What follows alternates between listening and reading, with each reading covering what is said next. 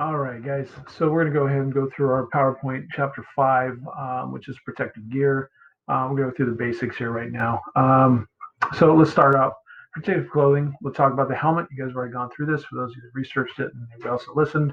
Protects head from impact, protects head from scalding water products of combustion. Like I talked about, the helmet has the bill in the back. The bill actually helps wick that water away. Okay, it is protection from falling debris. If you know anything, inside the helmet, there's webbing inside there, which actually keeps the shell of the helmet away from your head. A little bit of give and bounce inside there. If you get hit in the head with something hard, believe me, you're going to feel it, okay? But you're not going to be injured from it. Protective hoods, the flash hood, which we talked about in with the presentation, protects portions of the face, ears, and neck, not covered by helmet or collar of the coat collar itself. So this is protecting that exposed skin.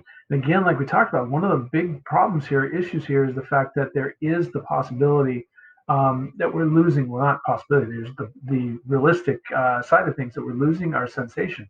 Old firefighters used to talk about the tips of their ears beginning to burn. They're too deep inside. Now we don't have that same kind of sense.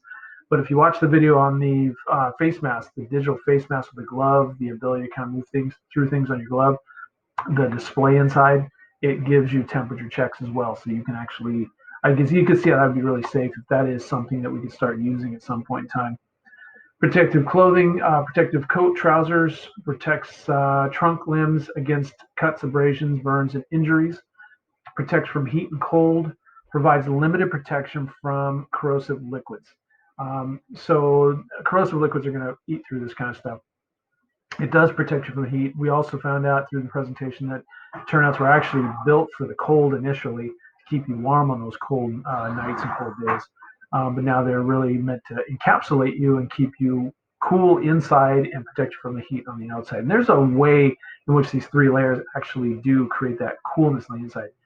Until you're in a fire with gear on, you really don't understand it. It's something you have to kind of experience for yourself. Protective clothing, gloves.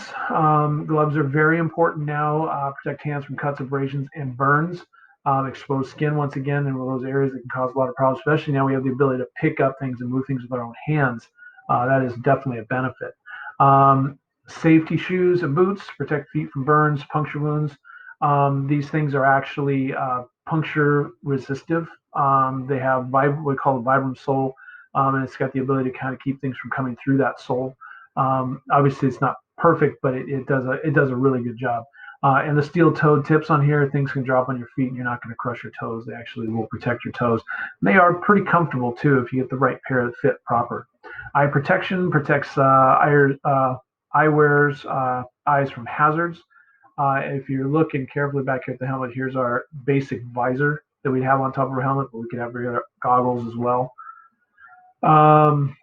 So hazard, sorry about that. Okay, so clothing, protective clothing, hearing protection, limits noise, induces hearing, which induces hearing loss.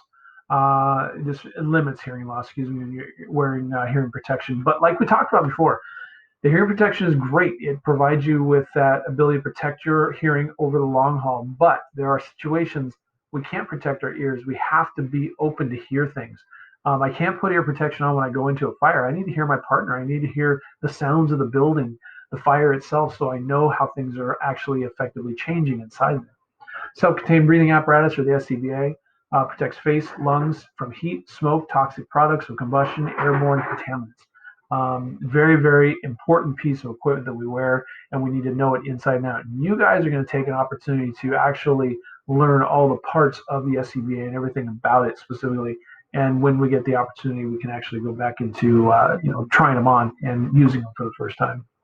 Personal alert safety system, the PASS device, provides audible means by which a lost, trapped, or incapacitated firefighter can be located. Again, this is a little box that goes on your SCBA. It is detachable in some cases where we can actually move it from device to device. But most of them now are built into the SCBA. When you turn it on, it automatically turns on with you. It has a emergency button. You press the button and the thing will go off. So if you get in a situation you need help now, you hit the button, and a big light flashes, and the sound is ear piercing. You can't miss it. but reality is it also is motion censored. So if you are trapped, unresponsive, no movement, it will within time. It starts to chirp to tell you it's going to go off, and then it finally goes off. So interesting. If you look at the fire scene when firefighters are done doing their job and they're standing around or coming back and kind of moving slow, every once in a while you'll see someone jumping up and down, pulling on their backpack strap because that sound's going off and it's ready to set off that pass device.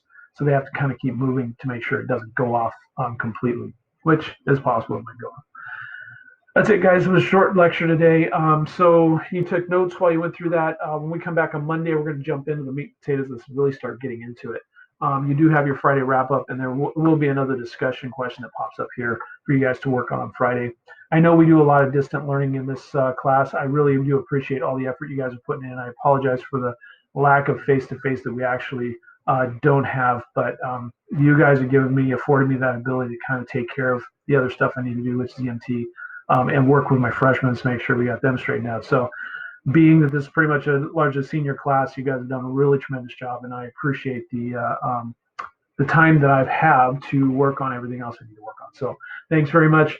Pay attention to the other stuff that's coming up today, and we'll see you Monday morning. Okay, thanks. Bye.